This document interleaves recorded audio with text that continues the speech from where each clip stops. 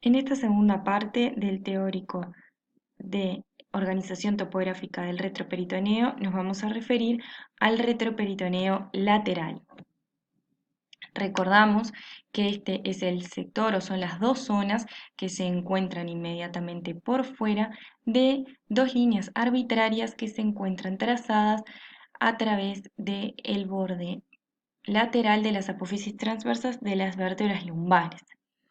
En estas regiones esencialmente se van a alojar órganos del aparato urinario junto con las glándulas suprarrenales y van a estar rodeando a lo que es el retroperitoneo central al cual ya nos referimos en la parte anterior. Podemos a su vez subdividir el retroperitoneo lateral en tres grandes sectores, ya que si encontramos una serie de fascias que dividen o subdividen el retroperitoneo lateral.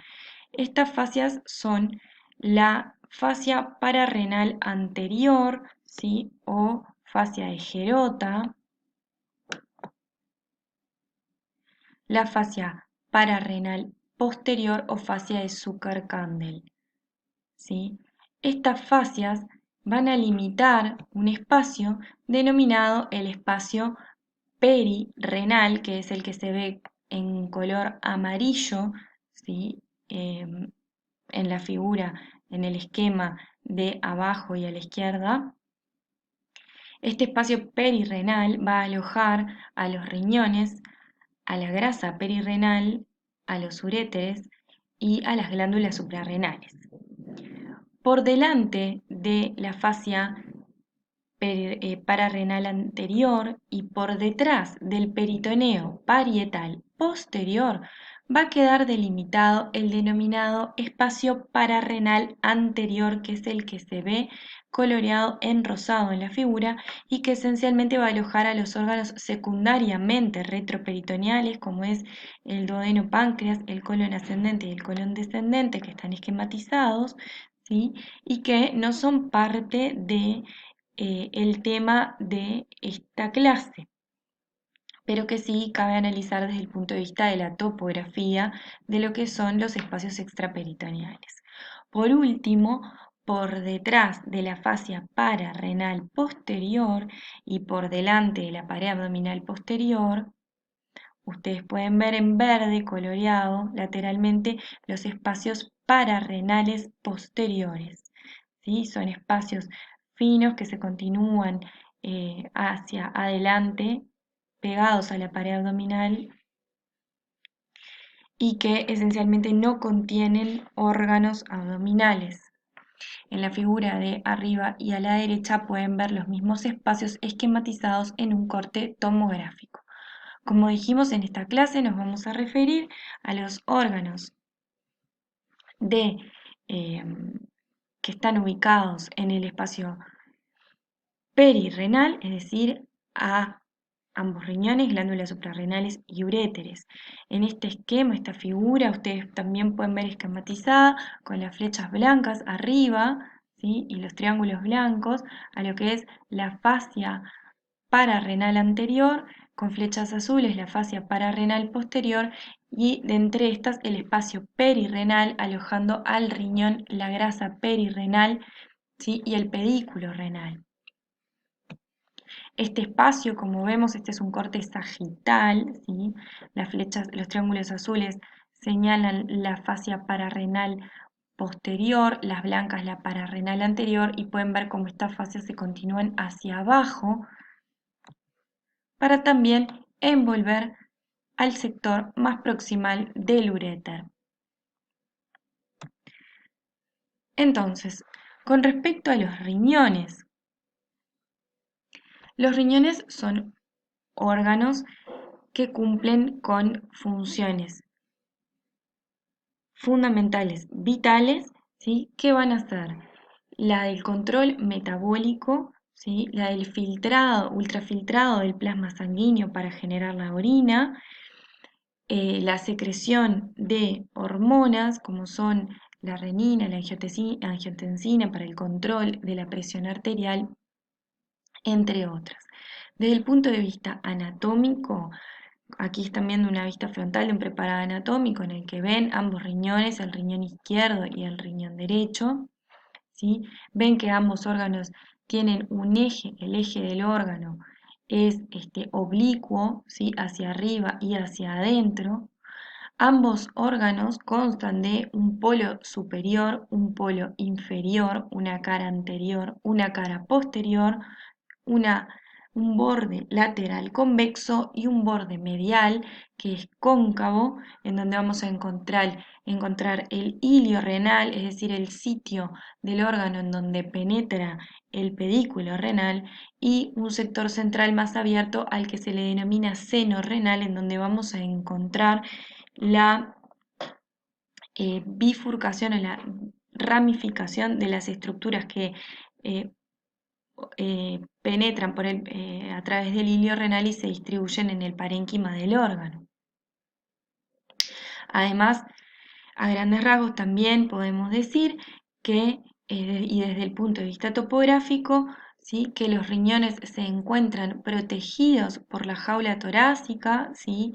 Eh, Vemos el relieve de la 12ª costilla, ¿sí? Lateralmente en el preparado,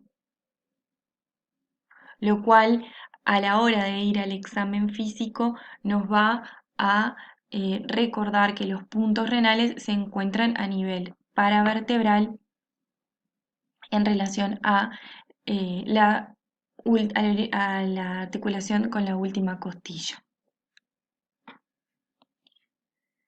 También recordamos que el riñón derecho, si bien en esta figura no se observa claramente, tiene una topografía algo más baja respecto al izquierdo por el descenso que le imprime el hígado que se encuentra inmediatamente por encima de él.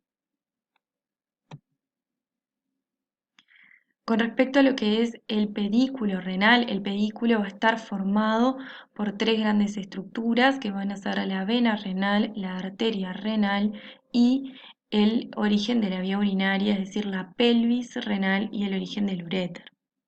En el pedículo renal, partiendo y llegando al retroperitoneo central, vamos a encontrar entonces los grandes vasos renales, vena y arteria. Como vemos en la figura anterior, ¿sí? La disposición de este pedículo es siempre con el plano venoso como elemento más anterior del pedículo renal. Dada la disposición de los grandes vasos a nivel del retroperitoneo central, y como podemos ver, ¿sí? La vena renal izquierda tiene una longitud mayor que que la vena renal derecha para alcanzar, ¿sí? Por delante de la aorta abdominal para poder alcanzar la vena cava inferior. En este trayecto, la vena renal izquierda va a quedar formando parte del contenido de lo que es la pinza aortomesentérica, ¿sí? Pasando por debajo del origen de la arteria mesentérica superior. Entonces, tanto para el riñón derecho como para el izquierdo, el pedículo renal se va a organizar desde adelante hacia atrás. En primer lugar la vena, luego la arteria y, como elemento más posterior, la pelvis renal y el uréter. A nivel del pedículo renal, vamos a encontrar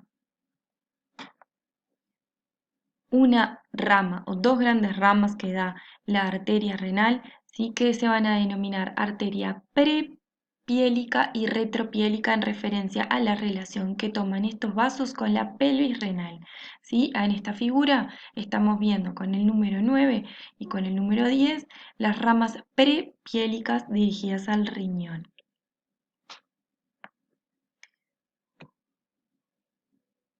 Bien, con respecto a la organización de la vía urinaria, estamos viendo en la figura de la derecha un corte sagital del órgano en el que podemos ver la corteza renal señalizada con el número 10, ¿sí? Y el primer sector o la conformación de la vía urinaria. Vemos al corte las denominadas pirámides de Malpighi, ¿sí? Entre ellas columnas de parénquima renal denominadas columnas de Bertin. Las pirámides de Malpighi Malpighi van a dar origen a lo que son los cálices renales menores, ¿sí? Que van a ser un número de entre 7 a 8 y van a converger para formar 3 cálices mayores que a su vez van a converger para originar la pelvis renal, ¿sí? Que va a estar ocupando junto con los cálices mayores el seno renal, y a partir de la pelvis renal el origen del uréter, conducto excretor por excelencia del riñón, que va a recorrer el retroperitoneo lateral por delante del psoas para volcarse en la base de la vejiga, hasta donde va a llevar la orina. En la figura de la izquierda están viendo una urografía, ¿sí? Un estudio contrastado de la vía urinaria en la que pueden ver de vuelta los elementos, ¿sí? Del sistema excretor con los cálices menores, ¿sí? Inferiores, medios y superiores que convergen para formar los 3 cálices mayores y que a su vez van a converger para formar la pelvis renal, y pueden ver el origen del uréter recorriendo el retroperitoneo en sentido descendente.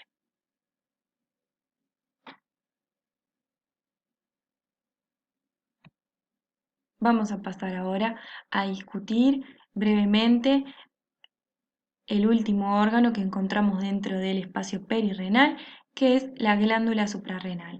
La glándula suprarrenal es un órgano endocrino, ¿sí? Que tiene 2 grandes sectores desde el punto de vista funcional, la corteza y la médula suprarrenal.